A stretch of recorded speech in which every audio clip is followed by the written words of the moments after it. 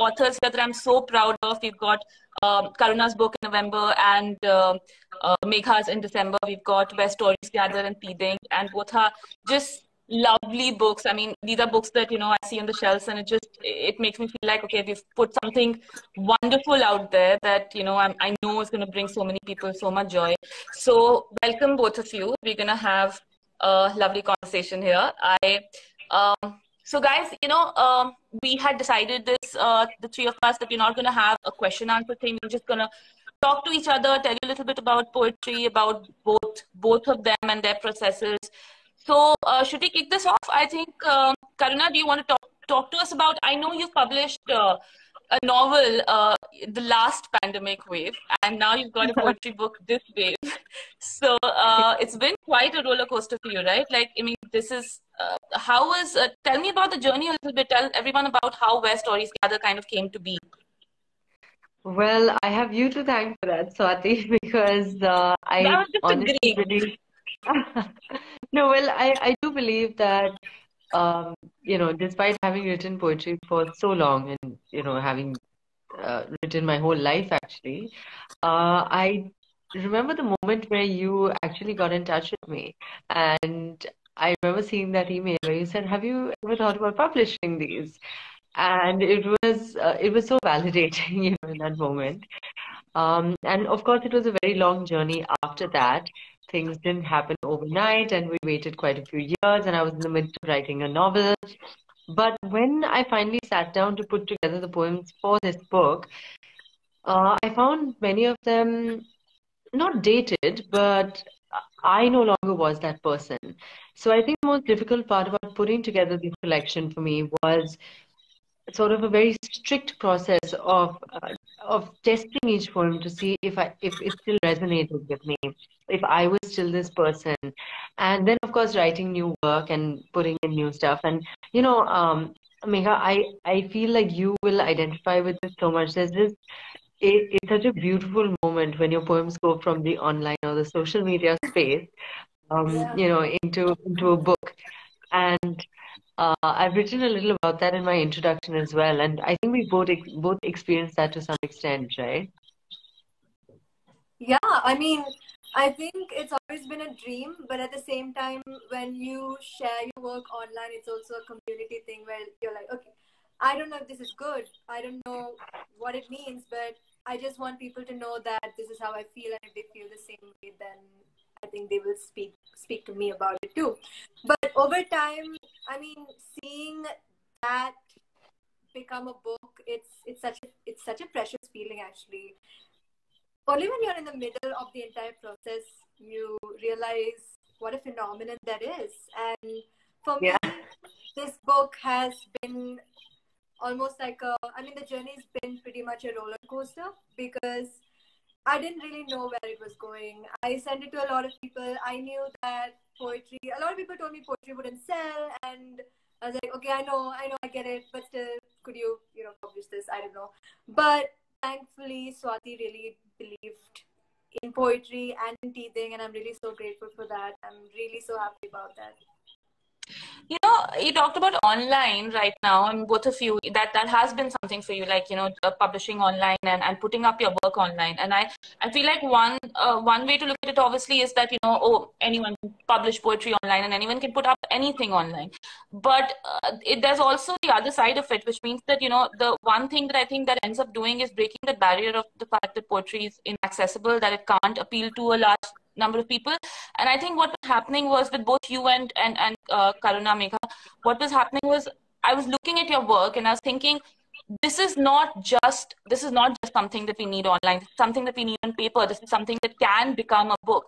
And I feel like there has been a strange sort of divide between what can go on paper and what can go online. And the way that both of you ended up bridging that, it was just it just made sense to have this, which is why I'd gotten in touch with Karuna, that it didn't make any sense to me, but that these weren't, in a published form, accessible to people. The reason I say that is because I have poetry volumes that I've read online. You read poetry online, even of authors who've, long gone, and you're just reading their work online. But there's something tangible about holding poetry, and there's something something that makes you feel closer to the written word when you're just holding the book in your hands. And it felt like these were the natural progression of both your works.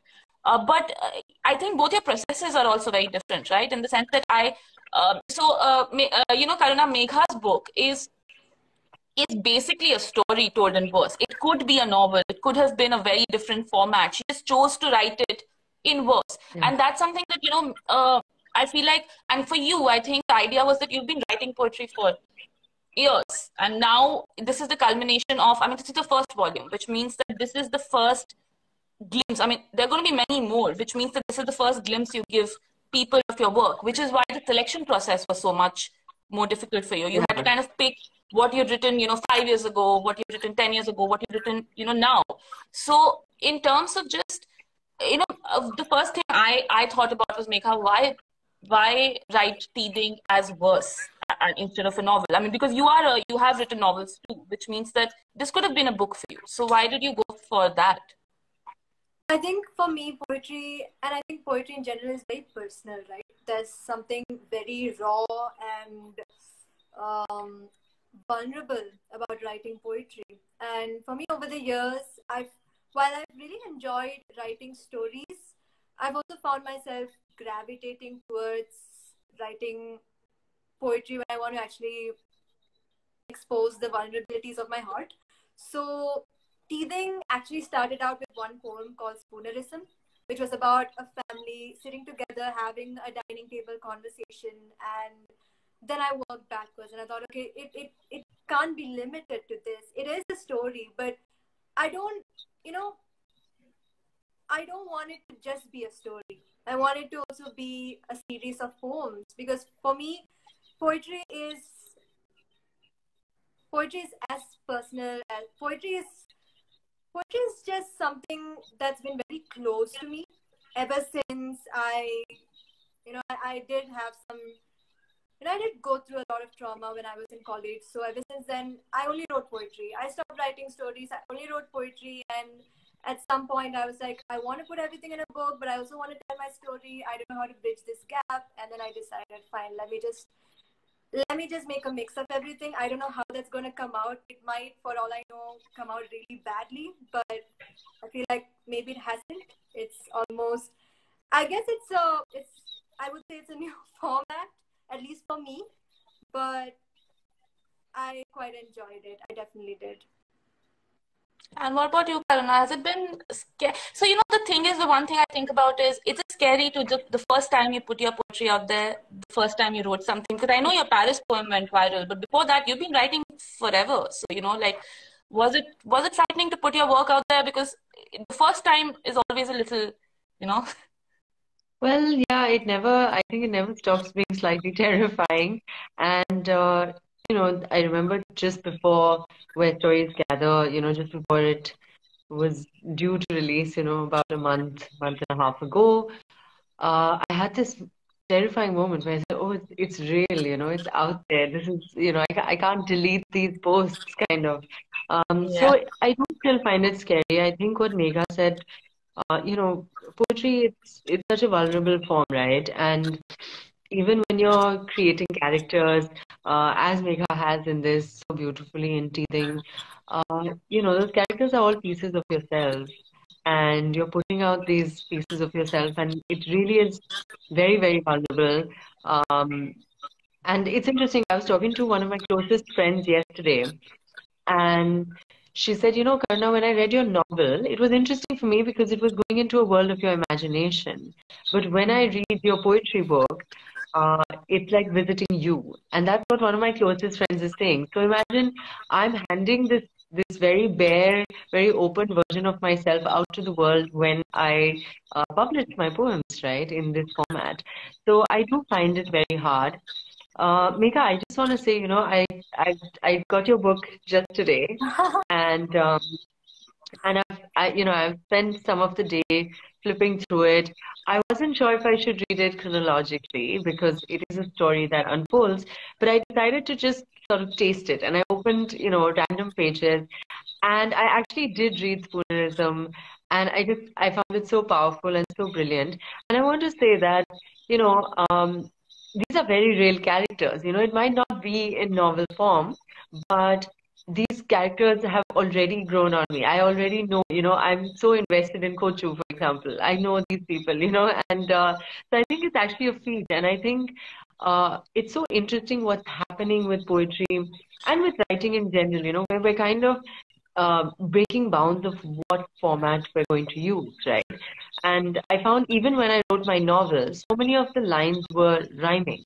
And that's because I am a poet and I can't distance the two things, right? So I don't know if you find that as well, that it's kind of, I don't know, Swati, as an editor, are you finding more and more books like that where people are Oh, breaking yes. bounds? Yeah, I mean, to be honest, I also look for books like that because the thing is, sometimes the story sort of demands a certain format. It demands a Okay. style that might not be and I think when you know you found the right book, when the format, the way it's written goes almost completely organically with the story that it's telling. So in this case, Teething, I asked that question, but when I read Teething, the idea of, I mean, when the manuscript came to me, the idea of the fact that this could have been a novel, you know, a lot of times we'll read a short story and say, hey, can you make this a novel? Or, you know, we'll read a novel and say, but, you know, this could be shorter. There was this natural sort of organic feeling and Teething that this is the only way it could have been told. You know, the same way when I read your book, Karuna, the novel, I know what you mean because it was almost lyrical. It was like reading poetry, you know, it has that flow, it has that rhythm. And that's so important in poetry because one of the things that you know when you're reading poetry, this is the only and the best way to put the sentiment in this line. Like, you know, it just feels like each word is meant to be there. So I feel like in that way, both of you, whenever you write, whatever you're writing, whether it's prose, whether you're writing, you know, spoken word poetry, whether you're writing, I don't know, Instagram captions, there's this rhythm that I think you have, which comes from the idea of, which comes from the fact that you're very close to this medium. And, you know, it's just almost ingrained, which I feel like shows in pretty much everything. Even when you're talking, I think some of it will rub off, you know, you'll choose your words carefully. You'll know what you want to say in that very moment. So yeah, I mean, I think Megha, that shows up in your work too, right? Yeah, and I really appreciate that even publishing has changed so much. When I look at my book, it's really tiny, right? And Yeah. it's so tiny. You know, we thought about that. We were like, I remember how people used to say, okay, if it's going to be a novel, it has to be more than 60,000 words. If, you know, if it's sci-fi, this is the word count. If it's fantasy, this is the word count. Suddenly, we're coming up with poetry, which is a format or medium that, you know, most publishers wouldn't be okay publishing. You don't really see a poetry section at bookstores, at least not in most bookstores. Maybe now, but you know, I really appreciate that times are changing, and it's really amazing. Yeah. We had that. I mean, I think both of us have had. All of us have had that conversation about page extent, and you know, should it be fatter? Should it be thinner? But in the end, I feel like it's a strange sort of conversation to have also, because what you're essentially telling the author is, can you just pad up this book for me, which just feels weird, right? So yeah, I mean, if you see Megha's volume is poetry is a thin volume, and Karuna's is, yeah, and I didn't think it made any sense to ask you to write more because the story was contained in that much. If you had, I think, pushed harder to make it fatter, so it just wouldn't work. And the same thing with Karuna. Yeah. I think Karuna, you chose the number of poems before we figured out the word count. So it was just that was it. That was what had to go in the book, and you know, whatever page count would come. Yeah. I remember the stress around that for a moment, you know, when we were just going to print, that I was going to put one out or put one back in. But yeah, you know, but that's the thing, that even though it's a slender book, I do feel, I feel its richness, you know, and I mean, it's definitely not lighter for being slender, you know. Yeah. You know, that's exactly it. I actually have a question for Karuna, especially because you said that you took poems out and you put them back in. How do you decide? What? Oh my God, it was a terrible immersive process. I was sitting, you know, I didn't even sit at my desk. I started at my desk, and then I shifted across the house to the dining table where I could spread everything out. And I think Swati has a brilliant A photo from photograph. that time where I finally printed out all the poems and I laid them flat on the ground and then I just walked through them. And so I was just in this room where all the poems were laid on the floor and I was walking through them, lifting up pages by feel and saying, okay, this one goes here. And that was the only way to finally do it, to be able to make it that tangible. So it was difficult, but it was also, it kind of reminded me of how immense the creative process is and what a privilege it is to be immersed within it. And I felt very lucky to be able to write, to be able to be published. I felt there was an immense gratitude in that time that I could, switch off from everything and just do this. It was very lovely. Yeah. Megha, you had a question for Karuna, and that reminded me we haven't said that yet. People, whoever's watching, I know we've got some questions already, but keep writing your questions on the comment section, and in the last 10 minutes or so of the live, we'll address them because I can see some that have already started coming in. But you talked about the richness of the book. I think one thing that I absolutely love, and I think this year, I think these two are a couple of the books that I'm the most proud of when it comes to the covers. They're just so beautiful, both of them. And I think both of those covers also had such a long sort of, and very, fortuitous journey, like in the sense that we have found the right artist and the right photographer for the right words. Like teething, for example, we've used art that just speaks so beautifully to the book, and so is Ria's photograph. So Karuna, tell us about finding that cover art, and tell us about finding Ria and her work speaking to your work.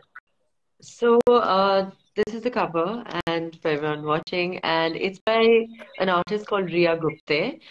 And Ria Gupte actually started out as a massive fashion influencer in India before I think we even knew the word influencer. And I remember following her because I found her photographs really haunting, and she somehow always told stories through them. And at some point, Ria disappeared from, the landscape of the influencers and she went very quiet, and I followed her journey very closely. And I found that she had become a photographer and she was creating this beautiful art. And I just found her so true to her art and so true to her calling and to an artistic life, actually. And she's been more than a friend or a designer I admire. She's kind of been a mentor and a guiding light in my life. And I reached out to her, and we've never met actually. And I reached out to her and I said, would you do this? And she was, she was so enthusiastic. And Swati, I know you'll vouch for this as well. I mean, the process of getting this cover done, she was so passionate about it from the word go. And, she asked me questions as diverse as what color do you see when you imagine your book? And of course, I said green. And she even asked me things like, what is the soundtrack that comes to mind when you think of your book? And it was wonderful working with her. And she actually shot the flowers individually, if you can see. She shot all the flowers individually, and she shot different versions of them. And and then we all put it together. Yeah, we had such conversations about the color, about the ribbon, I loved that process because you don't usually get, because you're kind of rushing from book to book, you don't get the chance to kind of delve this deep into it. So I remember like having these conversations about just what color should the ribbon be and what color should the end paper be. It was quite a process. I loved it. I mean, as an editor, you don't always get to do that because usually we are doing standard stuff. Even for Megha's, I think Megha, we had so many beautiful options, but there was this one that we were instantly sold on. I mean, there was just no question that this was it, right? No question at all, actually. I remember you sending me, I don't know, 10 options? 10 of them also. Big PDF with a lot of images, and I looked at it, I picked this image out, and she said, oh, even I like that the most. Yeah. Like, okay, this is a winner. Yeah. But it was just instantly. I really I think it's beautiful, even what Karuna was saying with the process of identifying the right music, the right feeling, the right color, the right smell. Because poetry, I mean, if you look at it, imagery plays such a big role in poetry, right? And having all these senses come alive when you think about a book, the cover represents so much. I mean, the cover is literally it's almost like its name. It's like a big part of its identity. So when you're talking about, what the collection smells like, what the collection tastes like, you're just involving all the senses, and I think that's a very beautiful way to create a cover. So I mean, it's such a beautiful cover, Karuna. I looked at it the first time I saw it, I was just like, whoa. This is it's so pretty. Thank you. I love it. Thank you. Yeah, it's quite so. One thing that I was thinking of what I'd ask you guys, and what one thing I do want to know is, the idea of writing poetry.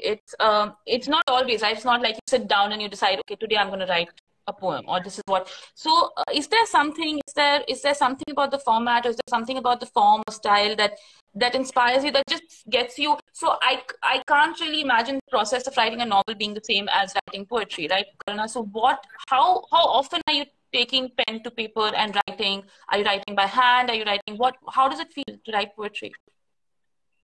Oh, wow. Just throw the easy questions my way, Swati. No issue. I'm curious because I can't imagine it being a regular everyday thing. It definitely isn't. There was a time where I kind of pushed myself to write poetry every day, and I thought that was what made you a real or true poet. And I have now understood that the poetry comes when it wants to. You cannot push it. And I think there's a certain discipline to novel writing, maybe. But poetry is highly indisciplined. It comes when it wants to. It arrives sometimes in the middle of the night, and you wake up for a sip of water, and suddenly you're like, "Damn it, that's the line. That's the line I need." And so there's many times where in the middle of the night I'm typing out in the notes section of my phone. I find that it hits me most in the quietest moments. So the one thing I do feel is my poetry needs silence. It's often a response to things I'm going through, things that I'm witnessing around the world. It is the rawest expression. So yeah, it depends. Different things prompt and push poetry from me. I'm trying to figure out what they are so I can spend more time with those things so I can make more poems. Or maybe not figure it out. Yeah, maybe we never do, right? Maybe. Yeah, maybe that would be the thing. No, I completely agree. Poetry is a passionate affair. Honestly, it's solely based on your feelings, and I don't really think you can actually manipulate your feelings so that you can keep writing poetry, right? That doesn't sound healthy at all. Apart from that, I'm kind of in the middle. I do believe that it's not something that I wait around for inspiration and one day it strikes me. I don't think I can do that as a full-time poet, but at the same time I know that it is also I can't just show up at my desk every day and write something. That doesn't happen either. It's kind of in the middle. So I do show up and I wait for the inspiration every day. Sometimes it shows up, sometimes it doesn't. When it does, I accept it, and that's just how I work. But yeah, definitely kind of in the middle. But poetry, it's very complicated. At least for me, there have been many times when I've woken up one day and I think, oh God, I'm never going to be able to write a single poem again. It's not going to happen. Never again. Do you feel that? Like, does that happen? Oh, absolutely. I think there's times where I'm so emptied, that I honestly right after I wrote this book, and in the days following the final draft, I felt like that. I felt very purged, so yeah. What about editing also? Karuna, when we were editing the collection together and you were sending, looking at the collection and figuring out what goes in, what goes out, we were also looking at, very very small. So editing poetry is tricky, right? Because what it's come out of is this impulse that's almost raw in the way that it's been put on paper. And now when you go back and you look at your work that you wrote, say, even 2 years ago, or even, half a year ago, things have changed. Your cadence has changed, your rhythm has changed, and now suddenly another word feels right there. So how do you edit? Yeah, I think the main thing is being very deeply connected to the self, because it's about bringing that honesty to the page for me. So I think I needed to really, really be very brutally honest, while I was doing the editing process. And if something didn't feel right, if something felt pretentious or dated, as I said earlier, um, I had to scrap it, because that would not be true. And I think when one's reading poetry, I think one can really smell what's not true. And the only thing that poetry works only when it is really true to itself, when it's true to the writer's, heart, where it's coming from. And I think one can literally like smell it out when you can sniff it out as soon as there's some inauthenticity in a poem, right? So I really, really wanted to be very, very authentic, and that was hard because it was like looking in a mirror very often and asking what my journey had been and whether I was still in that place or not. So, it was highly personal. But yeah, I also think there's another aspect to poetry when it's on paper, which is the structure, right? And the page breaks and things like that. And I feel there's so much beauty in that as well. And it's kind of like Megha was saying about the cover, that it's part of the art of writing the poems. I think that also really matters. So I think there were so many times, Swati, you'll remember, where I said, no, but that word has to come in the next line, it cannot fall there, or there has to be a space here. And I think how a poem looks on the page is also, it is part of the experience of poetry, right? And I would want the reader to experience it in a certain way. So that was also difficult, I think. I don't know, Megha, if you found that as well when you were putting yours together, but how it looks on the page is it's so important, right? Yeah, it's very, I mean, the editing process for me at least, it involves really just putting words, rearranging those words again, and just trying to understand how it looks on paper, because page poetry is so different from spoken word, like God, honestly, so different. But I do notice similarities between editing poetry in general versus performing poetry, because even when you're performing poetry, sometimes you've moved on from what you're performing, right? Like I write a poem today, maybe it's about heartbreak. 3 years later, I'm performing it for a crowd. I may not really care about this heartbreak, but when I'm actually performing that poem in that moment, I'm feeling all those intense emotions that I was feeling at, it's almost like time travel for me. So I think spoken word poetry, or at least performing poetry, has really helped me understand editing as well, in the sense that I can go back in time and try to at least understand how I felt in that very moment. So so that really helped. But apart from that, it's always complicated when you're trying to understand where the next word goes, why it has to go there. You can't really explain why, but your conscience just tells you that is where it's supposed to be, and it just decides. It was a learning process for me also. I mean, editing both of you, there were so many similarities in this part of things, like, the fact that the typesetting, the formatting of the book was so important. Usually in the novel, we're just sort of, going with the flow, with wherever the word falls, it falls, unless it's a very specific style. But in this case, it had to be so minutely driven, like in the sense that, like Karuna said, we were even exploring things like, can you make it 2 lines lower, or can you just like, make the font a little smaller here and a little. So all of those things I think mattered a lot. And one thing I want to, I don't know how much time we have, so I think we should take questions also.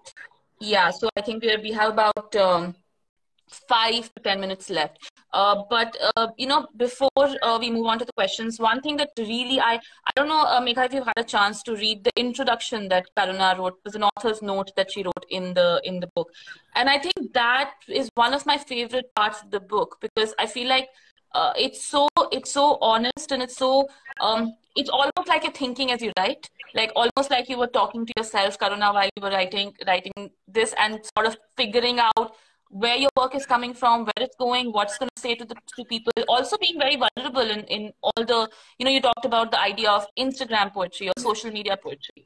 And now suddenly putting your words on paper so that you can't delete them, you can't, edit them. And I feel like that introduction is such a great, sort of almost like a, 101 for anyone looking to kind of feel that kind of confidence when you're putting your words on paper or putting it to the world. So I just wanted to talk a little bit about writing that section, because I know that was a difficult, even first draft, and then you worked on it. Then you asked yourself even more questions and sent like versions of it. So yeah, tell me a little bit about that. Well, I think it came from a certain self-consciousness on one hand, and on the other, it was finally my chance to set the record straight, right? Because so many people have presumed so many things about my poetry, and just the fact that I became known as a poet all over the world because of this one viral poem. That I didn't want that to be the only story, and I wanted to sort of take charge of my own story and change the narrative a little, and also be honest about where I'm coming from.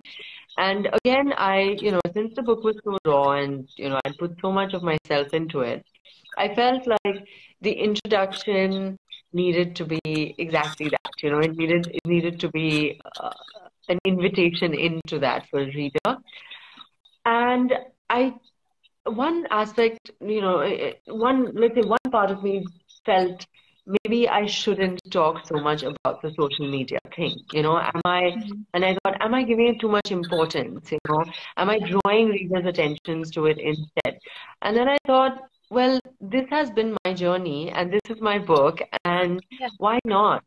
And actually, I'm so glad I did put it in, because it has resonated so much with people, and so many people have written to me or called me up and just said, that what you say about putting your work out on social media and counting, your followers and your likes, and confusing your personal art with popularity that is so fickle.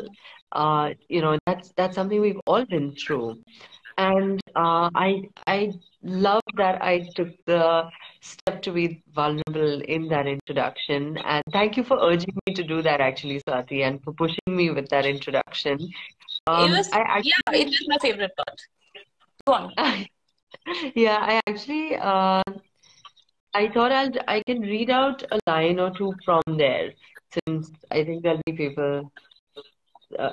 So in an age when Instagram poets are ubiquitous and the discussion about their popularity and merit intermittently but consistently flares, it is terrifying to put out one's work.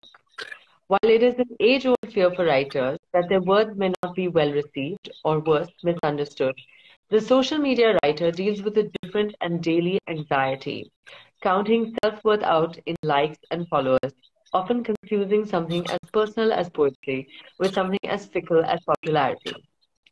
From this space, it is even harder than usual to know the difference between what is truly good and what you are putting out for instant gratification. So I think that's the struggle, right? And we're also caught. I think we're a generation caught in this trap, because if you don't put your work out, you're also shooting yourself in the foot. So it is complicated.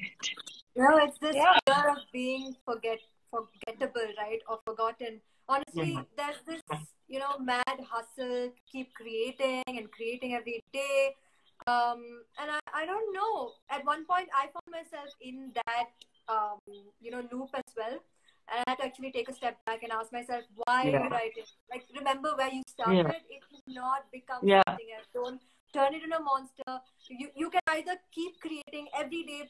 Like, I know there are people who can do that, who pull it off, who are really good at creating, you know, beautiful work every day. But I couldn't do it. I couldn't do it. I know that if I write every day, I know I'm going to come up with not so great stuff, or at least I'm not going to be satisfied with my work. So then I had to really take a step back and ask myself, do you want to write just for validation, or you want to create something that is a legacy that stands the test of time? And I also think that's why books are important, that, you know, you can keep putting stuff on social media. That's really important, yes.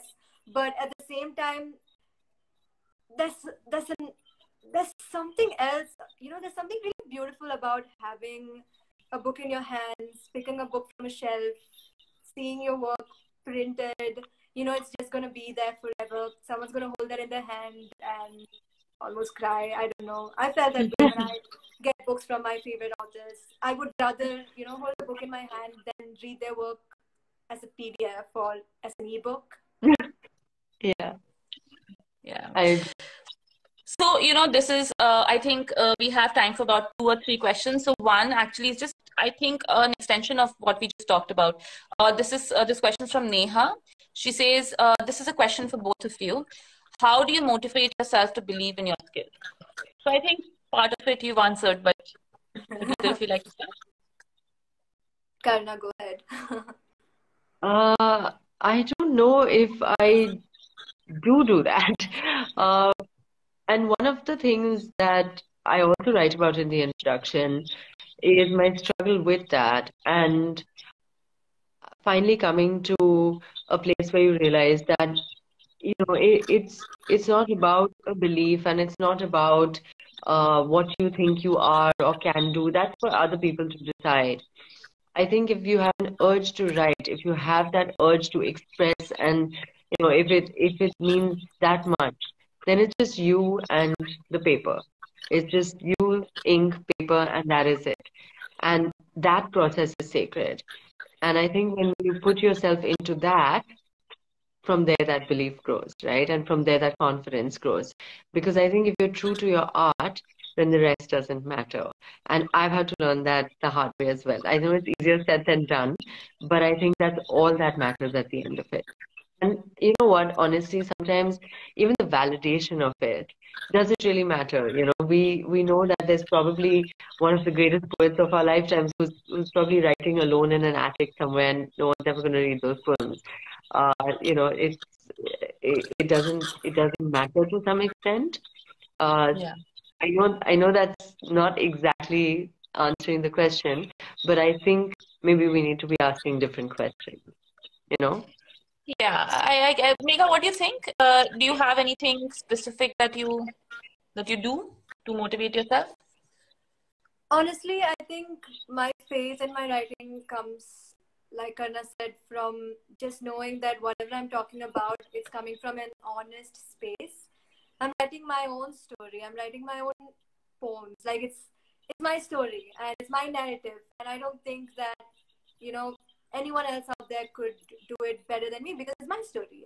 I mean, it's the same thing for everyone else who's writing, right? Everyone tells their own story, and when it's their own story, that's as beautiful better as than it them. gets. Yeah, nobody can write it better than them. So I think honesty plays a really big role in poetry for sure. Yeah.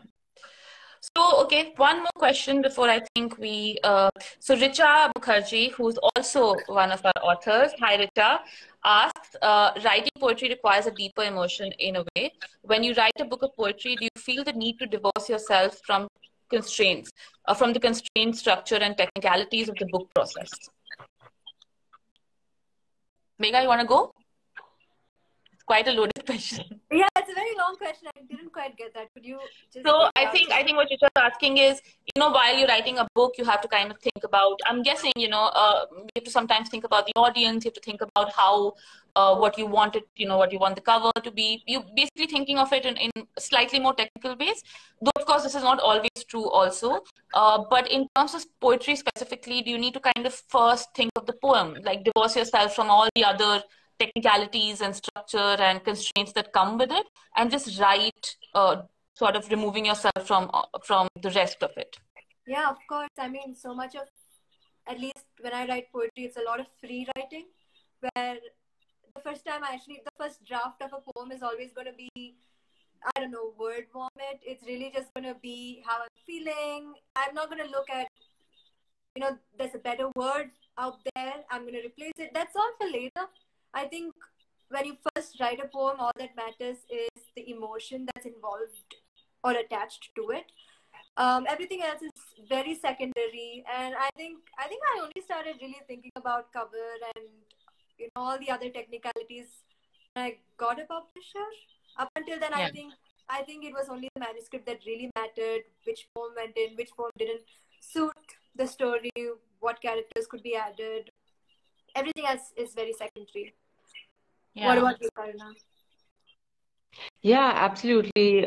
Same. I also think that, being able to think of your poetry as a book is definitely not the privilege of first-time published poets, because I think for example, my poems were each written in isolation, and like you said, they were just expunging of whatever feelings I had in me at that point.